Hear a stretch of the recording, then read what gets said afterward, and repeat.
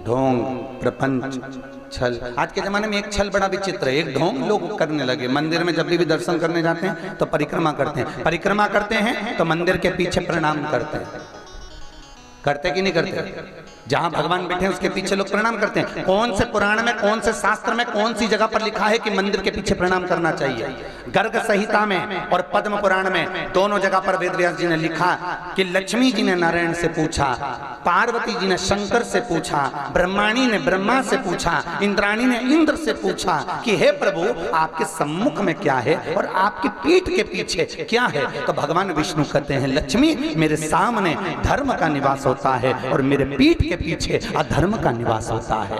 अधर्म मेरे पीठ के पीछे विराजमान है। इसलिए हिंदू धर्म की रीति है कि मंदिर की परिक्रमा करते समय मंदिर के पीछे प्रणाम नहीं करना चाहिए।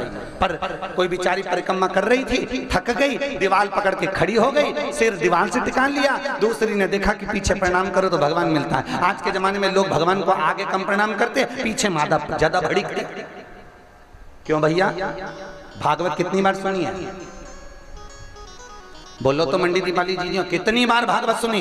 हर भागवत में एक चरित्र आता है कि भगवान जब जरासंध के साथ युद्ध लड़ने के लिए गए और कालियावन जब सेना लेकर आया तो भगवान युद्ध का मैदान छोड़कर भागे।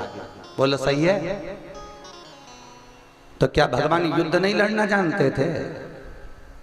तो क्या भगवान युद्ध करना नहीं जानते थे? तो क्या भगवान कालियावन को नहीं मार सकते थे? मार सकते थे। कालियावन को भगवान मार देते। तो दाऊ जी ने पूछा, रे कृष्ण कन्हैया एक बात मुझे बता कि तू इतना बड़ा योद्धा है,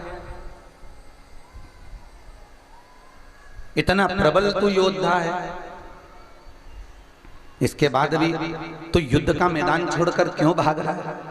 तो भगवान कृष्ण ने कहा, दाऊ दादा सैनिकों के कपड़े पहनकर ब्राह्मण खड़े हैं, तो क्या इनके चक्कर में भाग रहा है?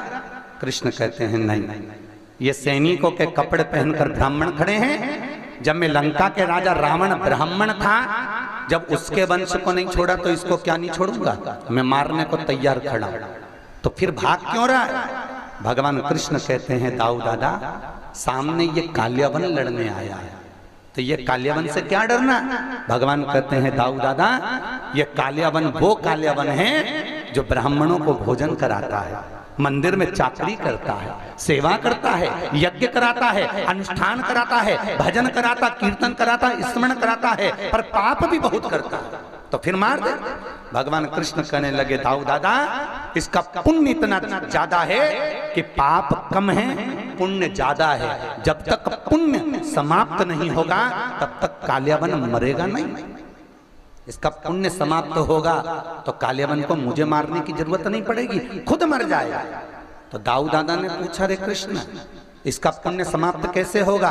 भगवान कृष्ण कहने लगे दाऊ दादा मुझे युद्ध का मैदान छोड़कर भागना पड़ेगा। तो युद्ध का मैदान छोड़कर क्यों भागे?